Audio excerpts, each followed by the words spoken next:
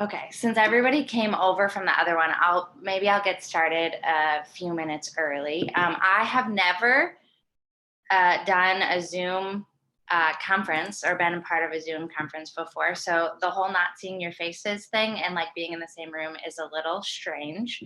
Um, I was asked by Ashley and Diane just to talk today about tools for teens. And I would even say, like, most of what I'm going to talk about today, you could use with middle school clients as well. And maybe even some of them, as we talk, you'll find are more helpful for middle school students, depending on, just the student and how well you know them and things like that. So my goal in the beginning is just to kind of get a baseline and maybe have some dialogue together about what we've seen when it comes to anxiety and depression in the last year or so. But first, I'll start by saying my name is Alena, and I work at Insight Counseling with Ashley and Diane, and have been counseling over the years for, I'm trying to think, maybe like 8 or 9 years now.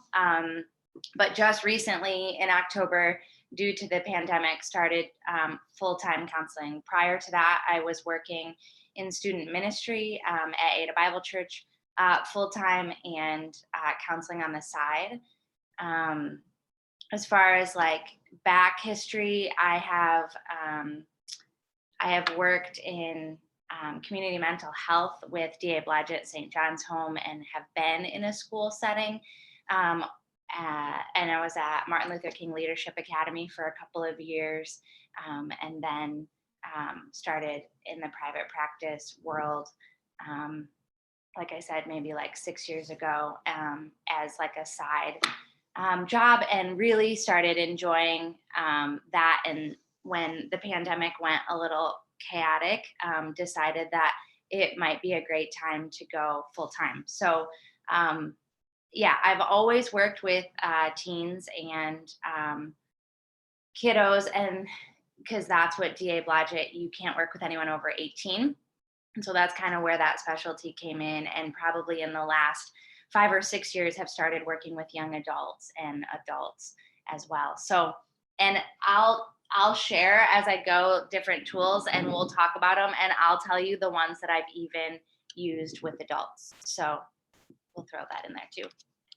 All right. So as we talk about anxiety, I think it's important to just talk about like what anxiety is, a feeling of worry, nervousness, or unease, typically about an imminent event or something with an uncertain outcome. I think as we work with kiddos, we often see in the diagram just the different side effects and symptoms that our kids experience. I think too, something really important to note is oftentimes when our kids have the physical symptoms of anxiety, it worries them, it makes them uncomfortable because they can't connect that to their emotions. And so I think that is a big part of what we do is connecting, some of those physical symptoms to our feelings. As you guys have worked with kids in the past year, like what are some things that maybe are new to the anxiety conversation that your kids are sharing and talking about that seem different from before? And what are the things that you feel like have continued? Does anyone feel comfortable sharing?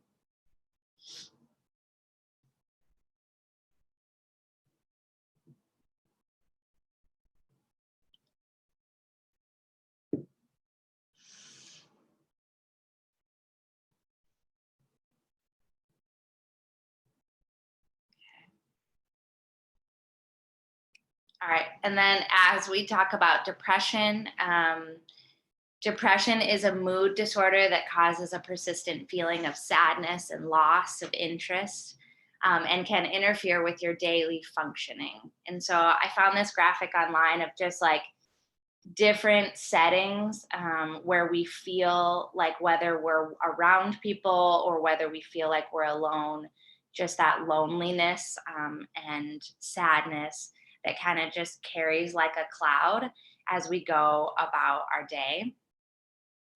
I think what I've been noticing in working with teenagers in the last several months specifically is my kids that were experiencing depression prior to the pandemic and schedule shifting are now also experiencing anxiety, and maybe it's brand new to them. And I've noticed that in the last several months. I think in addition, my kiddos that were anxious prior to the pandemic and kind of naturally tended towards anxiety, I noticed that they also are feeling depressed, and that kind of is new to them, and just navigating that feeling that they haven't felt before. And so I've really noticed that there's a lot more overlap in teenagers and even middle school students than ever before, and that's kind of been my perception in my small sample of the 40 or so clients that I've seen regularly.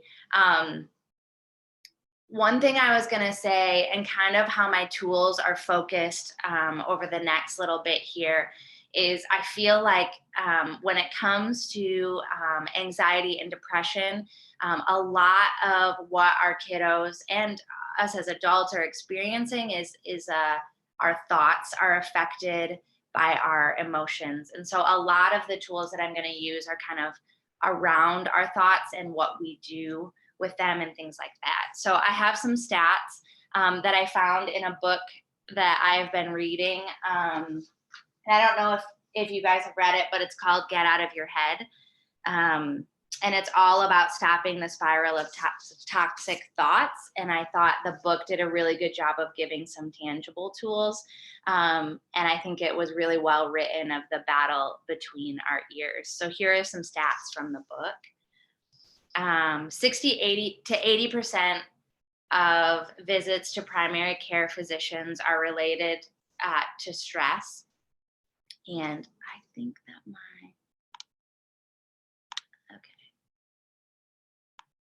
okay. And then 75 to 98% of mental, physical, and behavioral illness comes from our thought lives. The average person has more than 30,000 thoughts per day. And of those thoughts, up to 70% of them can be negative. And I think I read this book, I know this to be true in a lot of ways, but I think the stats were shocking to me in a lot of ways, and just helped me kind of recognize that when my clients are experiencing anxiety and depression, a lot of it is a thought battle and things that they're wrestling with internally. And so I thought that these, stats were pretty helpful. All right. So when it comes to tools, I think that it's super helpful to have hands-on things for kids to do, especially when our meetings or our time with them is short. Like when I meet with a parent as part of the session, it feels like the session gets a little smaller.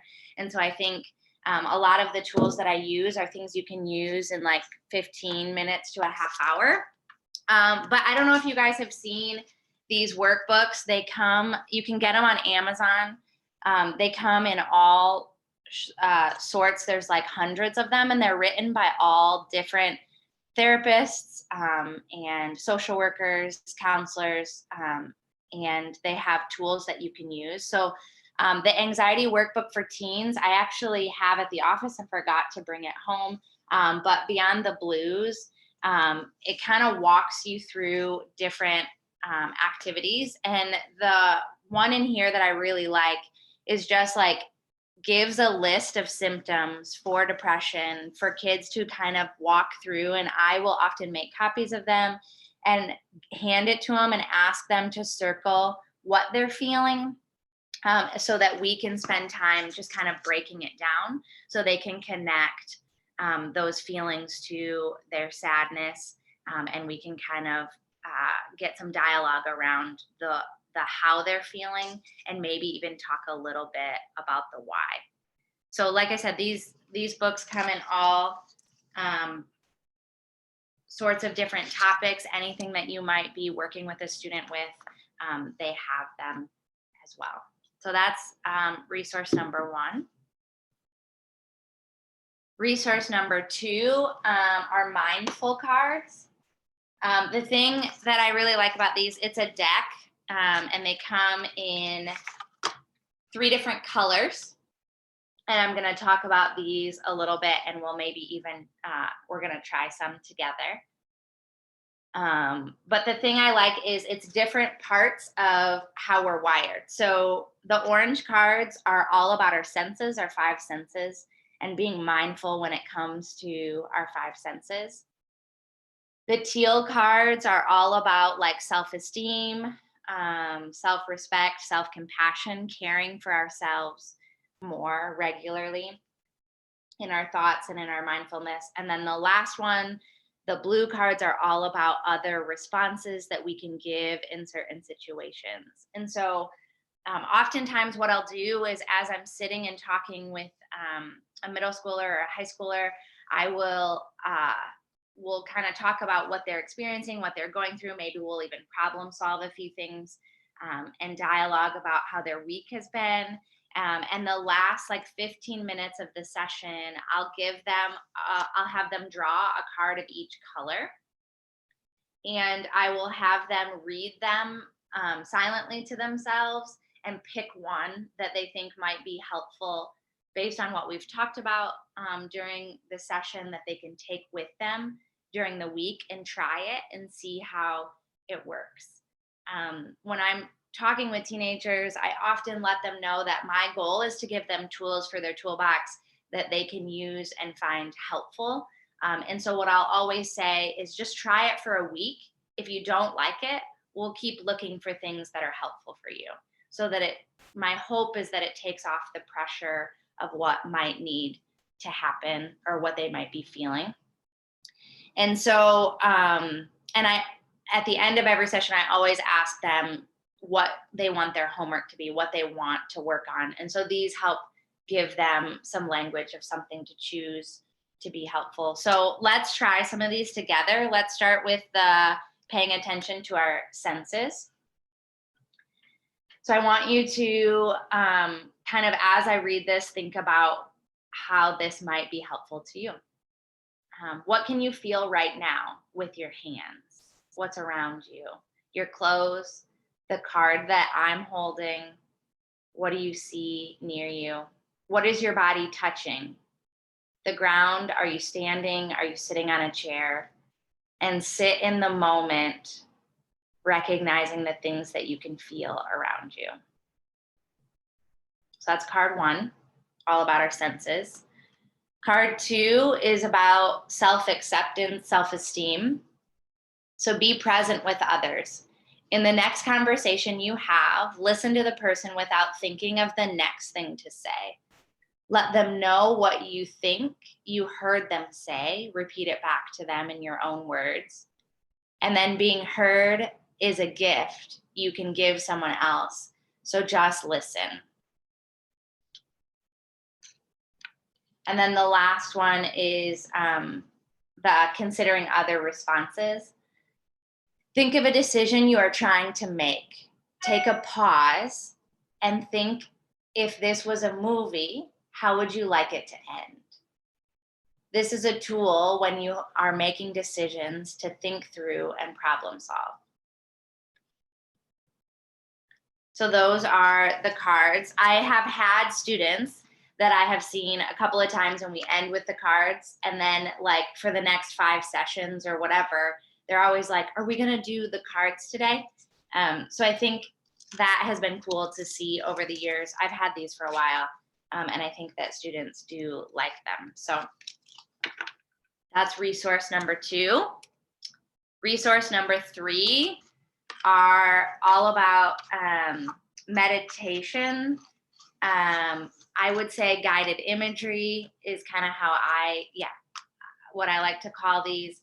And it's all about breathing, slowing down the moment. When you think about our amygdala and just all that it does when we're anxious, I think that this is a really helpful tool. So these come in a box. I got them on Amazon, and the box has so many different cards based on what the kiddo is experiencing. I have started using these with adults that I see that are trying to like slow down their thinking and their breathing, and I don't know anybody that hasn't liked them so far. So some of the different topics that they have is like love and protection, joy, worry, empowerment, feeling safe, feeling appreciated, feeling loved and cared for. And so I think with this, a lot of times as a student talks throughout the session, I'll kind of pick out a theme and I'll try and pick one of these to end the session. A couple days ago, I had a client who she was processing through like an adoption and being adopted in her current family and the structure versus kind of what she had come from. And you could tell she was really like her breathing was really labored. She was really worked up. You could tell she was getting angry. And we just paused the session and kind of did one of these and then kept the conversation going. And then we did one again before she left. And so I think sometimes this can be helpful when you notice somebody pretty anxious in session. So I'm gonna walk through one with you guys and just give you some time to kind of relax. We talked about self-care this morning. We can kind of throw this in there too. This is it comes with a breathing card, and it's a breathing exercise, but I always do this exercise with one of the like more specifically geared cards. And so I'm going to do both today. Okay. So close your eyes and sit comfortably. Let your whole body relax from the top of your head all the way down to your feet. Take a deep breath in. Inhale through your nose, into your stomach. Breathe out through your mouth. Again, breathe in through your nose and into your stomach, and breathe out through your mouth. Now take a deep breath in while counting to 4 in your mind, and breathe out to another count of 4. So inhale while counting 1, 2, 3, 4. Exhale while counting 1, 2, 3, 4. Continue breathing this way as you imagine you're floating on a big white cloud. The white cloud is surrounding your body and you are very safe. The white cloud is so gentle, soft, and fluffy. It feels so good. It is moving gently, and you feel as if you are being cradled in a big hammock made for a pillowy cloud floating in the sky. You look down from your cloud and see that you are flying over fields and forests, rivers and lakes. You see small houses, roads, and cars. As your wonderful white cloud keeps sailing in the sky, you reach a special mountain. It looks like a dormant volcano, the kind that has no fire or smoke inside, the safe kind. This mountain is known as the worry-free mountain. And if you send your worries into the mountain's crater, it will take them away. You take a minute and think about what you would like to send into the mountain's crater. You think of one thing that is bothering you right now, and you throw it into the crater. You see it leave your body and make its way to the crater and disappear. That makes you feel a little lighter. You think of another thing that maybe scares you, and you send that into the mountain as well. Now you feel even lighter. You realize that you can send off to the mountain any bad feeling, worry, or stress you might have today. When you are done, the magnificent cloud takes you back on a soft ride all the way home. You feel so much lighter and ready to welcome in the new good thoughts. You know that you can always call for your white cloud and it will come back and take you again on another ride to Worry-Free Mountain and back. Take another deep breath in and out and open your eyes. So I don't know about you, but when I do stuff like that, I feel like I just got a nice deep breath and a little bit of a break. Something that has been cool with these for my students is they come with these pictures, but I have a lot of students that really like to draw. They're pretty artistic, and they're always like doodling. And so sometimes when they take this throughout the week, like a mindful practice, I'll have them draw what they experienced when we did it in session and bring it back with them. And I have a student that there's one about like a fort, and like a safe place to rest. And she drew her version of what she saw when we did that one. And so she found that really fun, and it was something that she could bring back with her to the next session. So I think there's a lot of different ways to get creative with it. Okay. Number 4. Oh, that's not a very good picture. Sorry about that. These are die cuts. I get them on Amazon as well, and they started making them really flimsy. They used to be like super cardstock, but they come in 2 different styles, and you can also get just the plain style if you'd like. So this is something that I use with students as we talk about what anxiety and depression feels like in their body, like what they're experiencing throughout the week, what they notice about what's going on in the moment, and maybe like delayed after like the intensity of it. And so I'll often have them do one of 2 things. As we're talking about it, I'll have them like just spend, 5 to 7 minutes just drawing on there what they like are feeling and experiencing, what they notice their heart's doing, if there's like tightness in their chest. I'll have them talk about like if they notice things within their stomach or their head or their arms or their legs. I'll have them creatively just express that with colored pencils. I've also had students like take colors and shade in different areas on the body of what they're feeling, and describe that to me, because I think every one of them that I've ever had a student draw it, I've wanted them to explain it so that I understand kind of what they're experiencing. So I had a student do one for me that I could share today. And she drew her face, and then she talked about her heart feels like it's beating really fast and really big. She has a sad face in her stomach, and it says owie. And then she talked about how in the neck / breathing area, she has trouble like catching her breath. And so this just allowed a conversation, and it kind of deflects some of the pressure off of like the dialogue, eye-to-eye contact. Students, I often have them do this like one of the first couple of sessions so that we can talk through, it kind of like deflects and gives them something to do and keep busy. And I have found that that is really helpful for students to get to know me as they draw, and I'll keep it in their file. And if we kind of revisit that topic or that conversation, I'll have them add to it over time. And so we can get like a full big picture. I also know that in the first couple of sessions, they don't often feel super comfortable. They're getting to know me, I'm getting to know them. And so I'll often give them space to add later as they get more comfortable. So that's something that I have found super helpful over the past couple of years.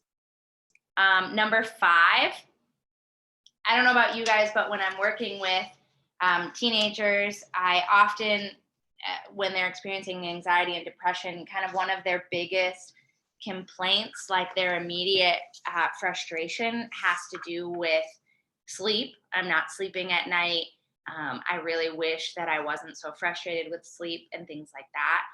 And one of my coworkers, Melissa, showed me this book. Now, the girl on the front, I'm gonna be honest, she kind of looks like she's terrified, and maybe that was the point. But anyways, this book walks you through like different activities you can do about sleep, but it also has like a story within it that you can kind of read. And so I have kind of geared it towards the age of the student that I'm talking with. If I'm talking with a middle schooler, I will often do what's in the book and the activity as is. There's always a magic trick and like an act, like a story of like sleep. And so if I'm working with an older teenager, I'll often just kind of reiterate the story and read the story, but keep out the magic trick and vice versa. So I feel like I found this helpful to kind of tweak by age of the student. The cool thing about this is in the front, it kind of has different activities about like what is the trouble that you're having at bedtime. And it lists out all the different things that we experience when we're having trouble sleeping. So kind of like the kind of like this, it gives you something more tangible to talk about as you process. Because I think a lot of times kids will just say, yeah, I mean, I'm having trouble sleeping. I don't know why, but this gives language for it. And the thing that I like is as it continues, it talks about like the importance of the amount of sleep we get and the importance of the routine that we create and the importance of like how to create a routine. It kind of walks you through an activity like that as well. There is, I'm trying to remember what page it's on. There's this theory that I think that like shift, snug, snooze. So like the 3 steps that it takes as you're creating a routine, and there's a page where you can break it down with the student and brainstorm what might be helpful to create that routine. And so it kind of walks you through all of that. One thing that I've been learning as I talk to other therapists and as I read about sleep is it's the one thing that we weren't taught how to do. We were like naturally born and able to, sleep on our own.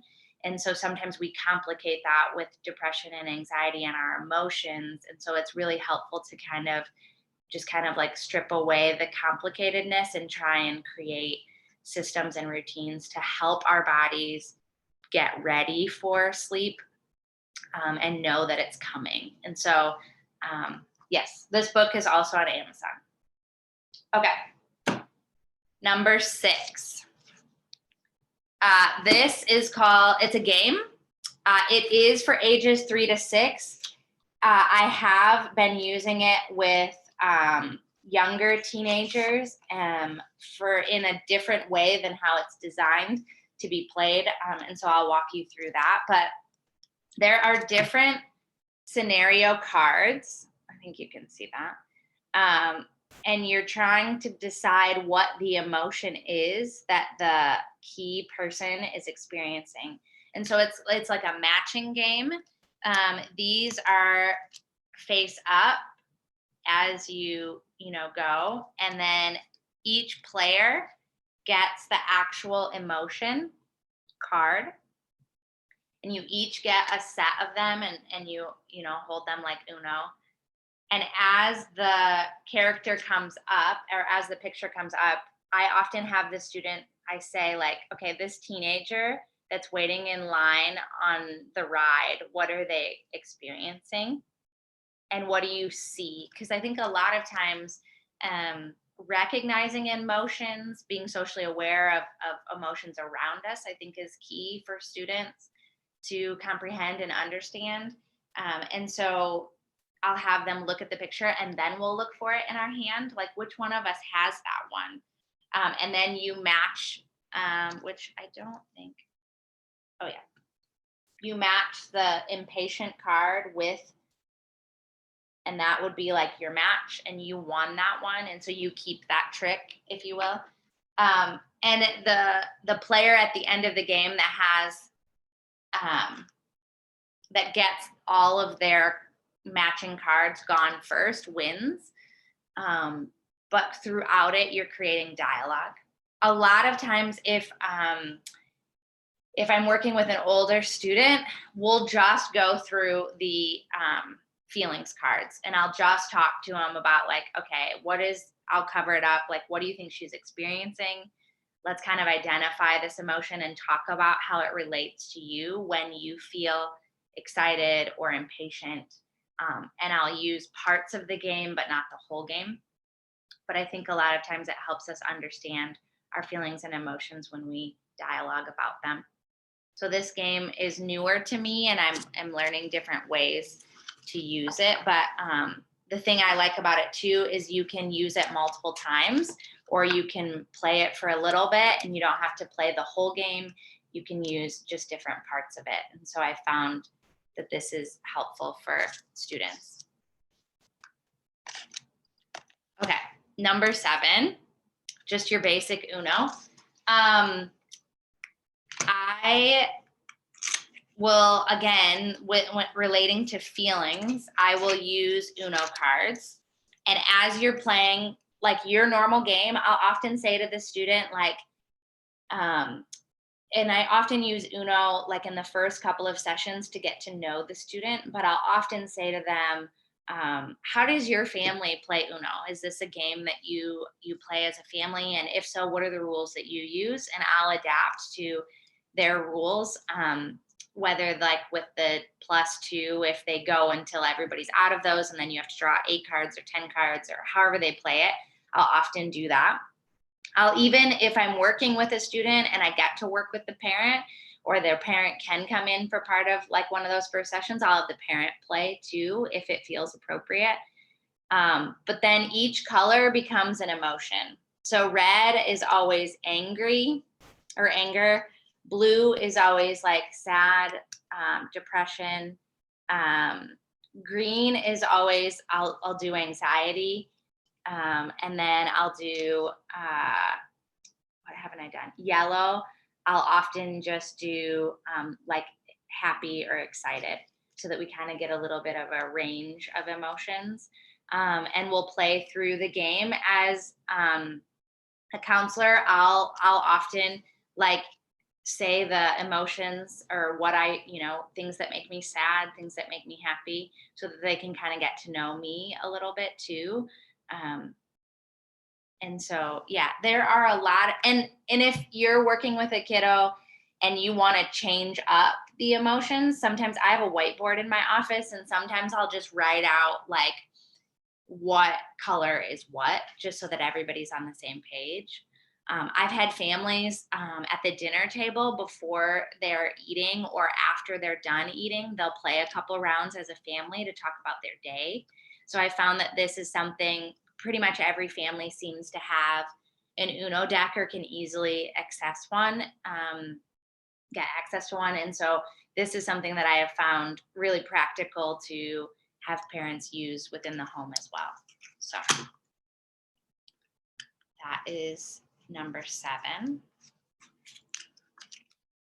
Okay, number 8. I recently discovered this feelings chart by stumbling across something online. And I use this in all sorts of ways in my office. I have it, and even with adults, but I have a lot of clients that will stay in these 6 emotions in the center. And they don't really have depth as to why they're feeling those things. And I often call those umbrella feelings, like the big overarching, it's kind of like a socially acceptable feeling too. Being angry, if you tell someone you're angry, they're like, okay, I know what you mean. It's acceptable. Being sad is acceptable in society oftentimes. And so they'll use these umbrella feelings, and they'll be talking about it, but it really seems like maybe they're hurt, or they're lonely. And so those maybe are a little bit harder to articulate and say out loud. And so I'll say, okay, you're talking about, this umbrella feeling of anger. Can we kind of go a little deeper and look at these other synonyms to angry and kind of see if there's some other things that you're experiencing and kind of talk through those.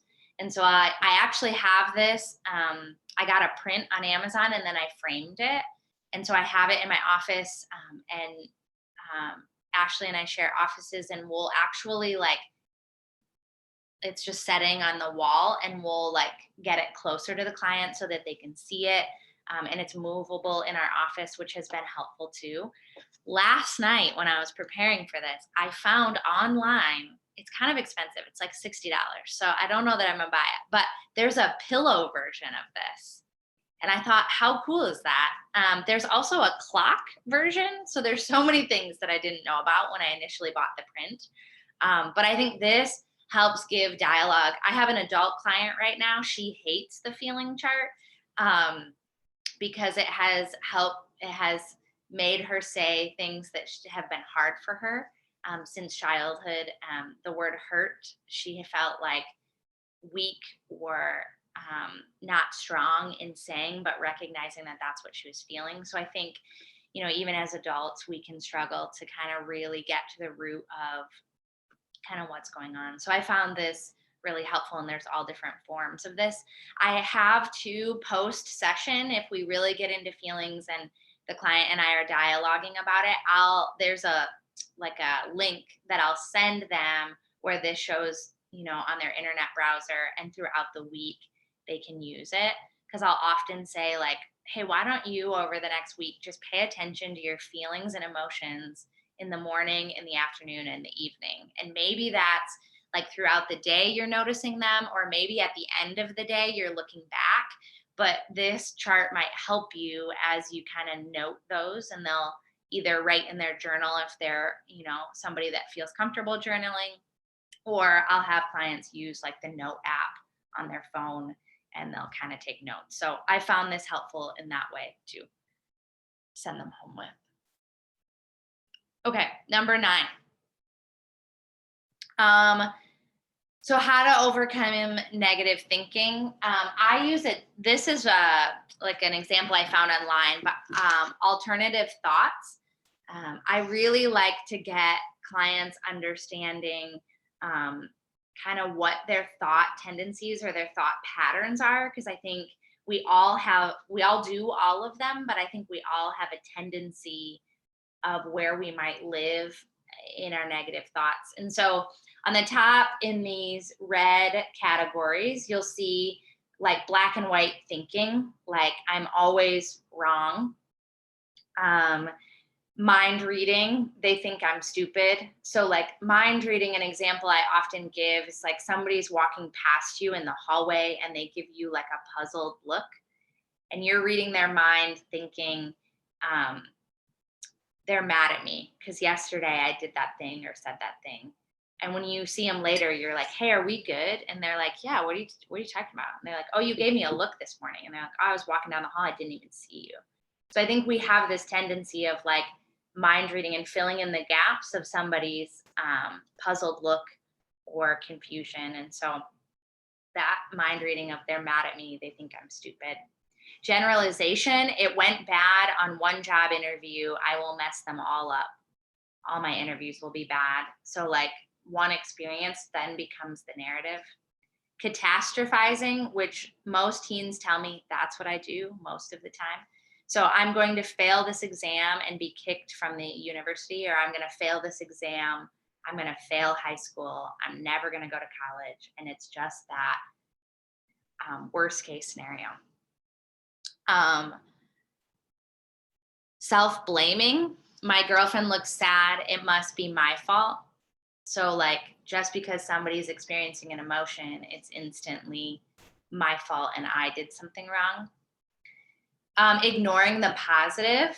I passed my exam because it was easy, or I passed my exam because I happened to study the 4 right things before the test, or whatever it is.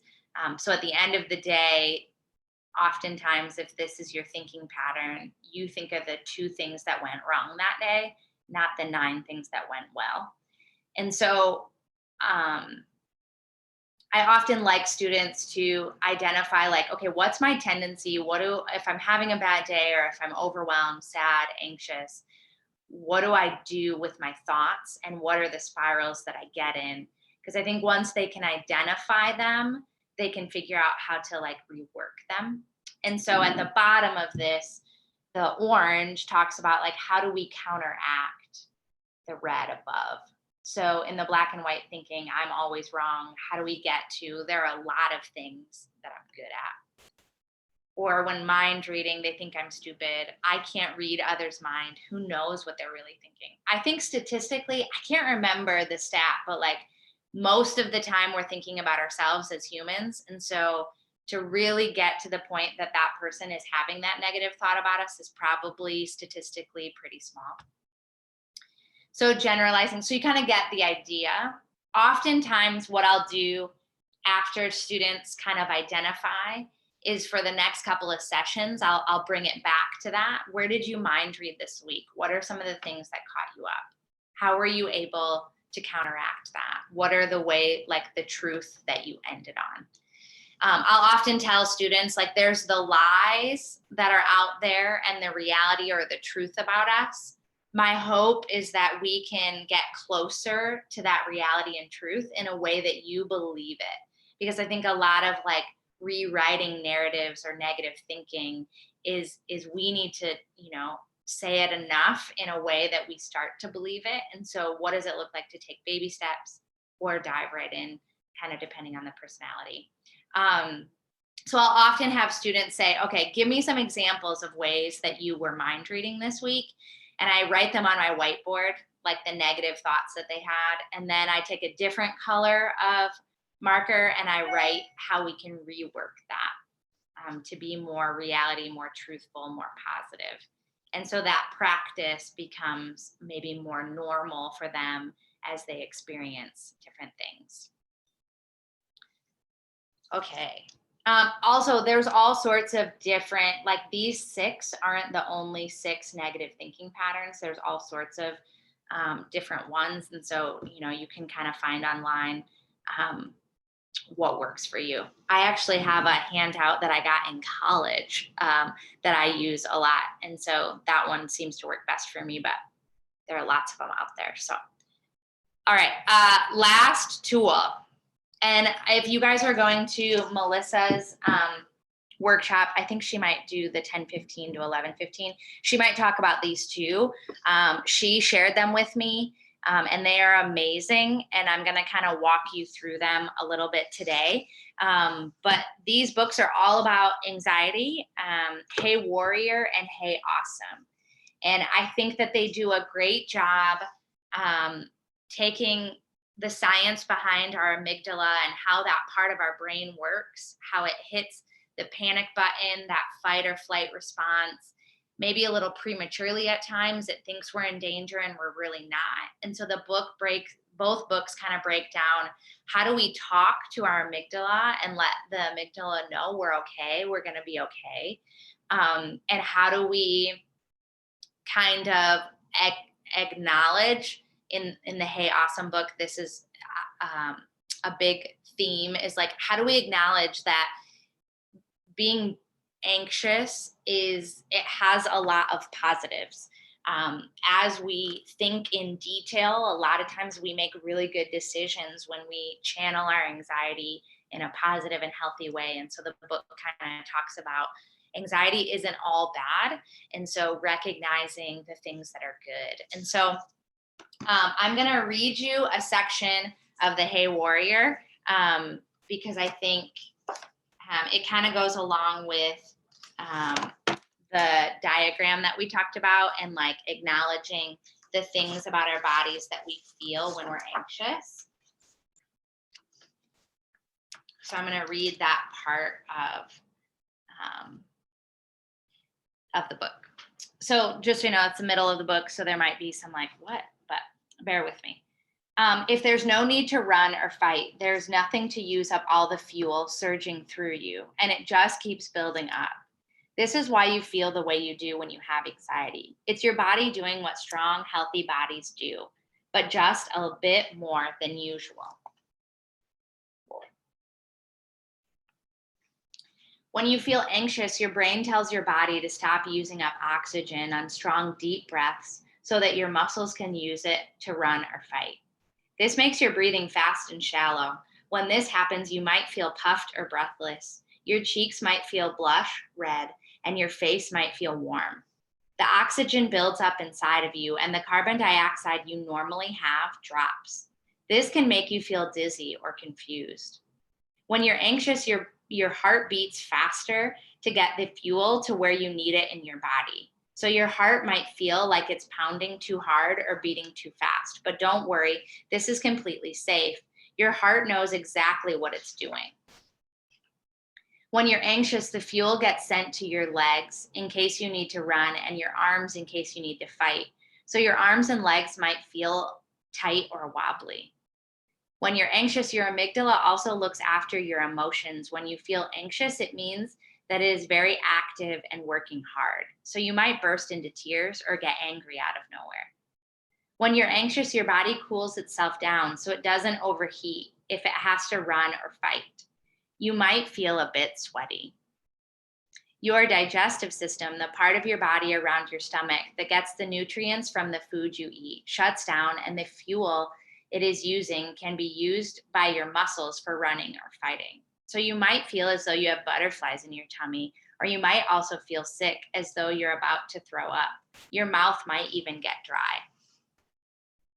So I think the book kind of gives concretes to why we feel the way we do. And I think oftentimes the how anxiety works helps students and us as adults understand how we can kind of break the cycle and help ourselves out of the anxious moment.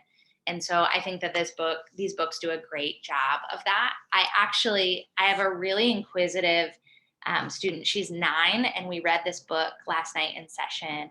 And at the end, she's always like researching different things and trying to teach her family different things. And at the end, she was like, I understand how it works so much better. Like, thank you for sharing that book. And so I think students often just want to better understand how their body's working, what it's doing, and how they can kind of like step in. Okay, so I said a lot of words. Those are the 10 tools that I kind of narrowed in on that I feel like are really helpful and that I have found helpful.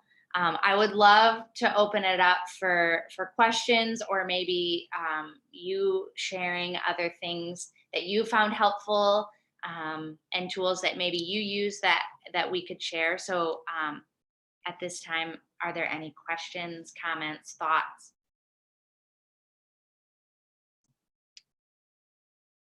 I don't know.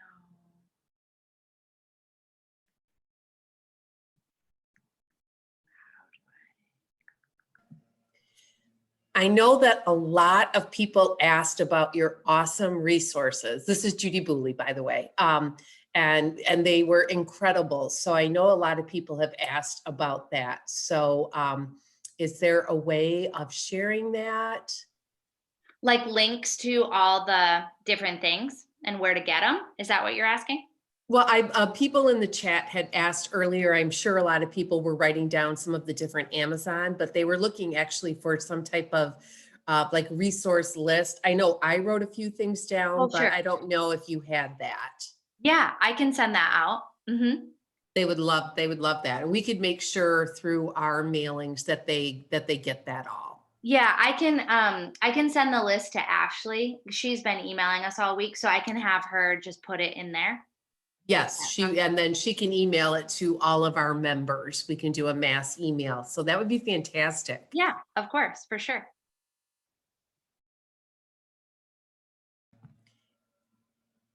I believe in this session, if I know in our other session, we had to unmute you as co-host, but I think you can unmute yourself, or if an individual just raises their hand, just like our kids do, I can unmute you if it's not possible, or you can just go in the chat.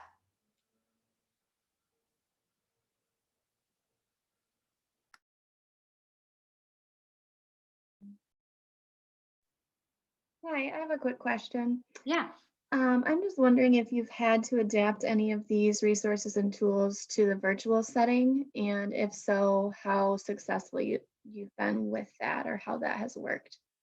Yeah, I have used all of these. Let me think. Yeah, I've used all of these virtually except Uno.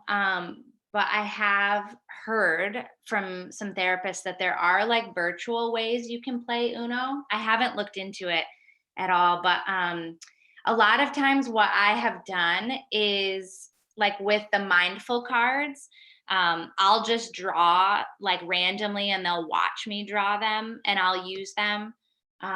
When it comes to reading books, I find that it gets a little bit tricky, but I'll hold the book so that they can see the book as I'm reading. So I'll turn my computer and hold the book in front of me and in front of the computer so that they can see it. Your arm gets a little sore, but I have found that students can still kind of see what's going on. Um, when it comes to like the diagrams or the drawing the people, I'll often like pre-email the family because I have to send the virtual telehealth link anyways. I'll often say to the parent, hey, can you make sure they have some colored pencils or something to color with and a piece of paper, scrap paper, or whatever you guys have around the house. And I have had students um, kind of draw, I'll show them this as an example on my end and have them draw it out themselves. And students have been really understanding of that. And that's been working for me. I've had maybe 3 or 4 students do that in the last several months. So I'll kind of let the family know. If I think of it mid-session, I'll just ask, like, do you happen to, is there a piece of paper or even a pen close to you? So I have done that. I've often as with the bedtime book, I'll often list out and show them and have them make a list on a piece of paper in front of them. And then when it comes to the feelings game, I'll often have the ones that match already matched, and I'll show them the card, and I'll just ask them to what do you see?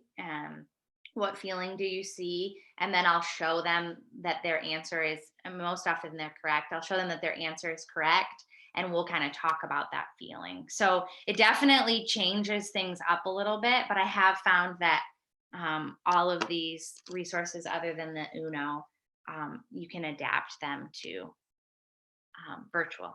Yeah. Thank you. I wasn't sure if you were sending any of these to students so that they had them too, or how that works. But if you have Yeah. everything, it seems like you can share that way. So thank you. Yeah. Mhm.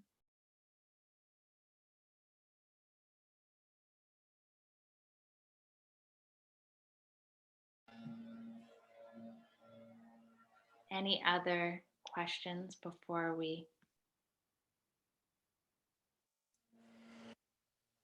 finish a few minutes early? Well, we want to make sure that everyone, once you sign out, log out of this meeting, that you go back to the same center meeting you were at before you head on to your second breakout. It was fantastic. Thank you for all of the great information and great resources. Very helpful. You get lots of people are chatting in the chat right now. We Thank have 5 raffles that are beginning to go on. So if you'll head back to the main session. And thank you so much. It was excellent. And it looks like everyone else is in agreement. Thank you. Okay, guys, we'll see you at your next breakout, and we'll also see you at the main session for our raffles. Thanks so much.